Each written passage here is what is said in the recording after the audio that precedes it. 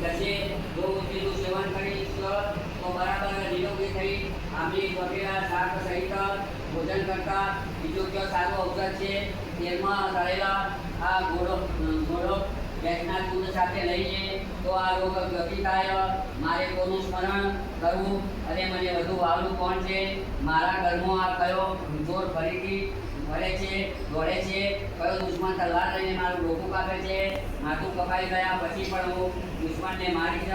એ મારી ત્યાં જ પાકડા પેટવાળે મારી પિયાને નચાવો અથવા તેમને નાશ કરશો તો મારો તાપ જશે હે વિદરાજ હું મારી પત્ની સાથે અથવા તમારી સાથે વસ્ત્રો કાઢીને નાખીને લાજ શરમ છોડી નાચ કરવા ઈચ્છું છું એ બેટા મને વાછરડાથી ચાર ગાયો તિલ પાત્ર સોના ચાંદી અને કાંસાના પાત્રનું દાન કરાવ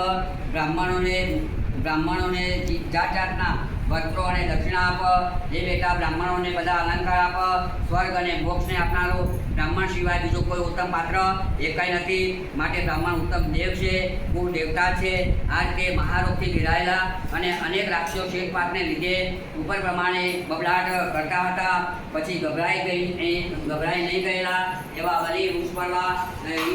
વિભીષણ કાલનેમી અને મહાબાલુ નામના દૈત્યોને શુક્રાચાર્યનું સ્મરણ કર્યું શુક્રાચાર્યનું સ્મરણ કરતા જ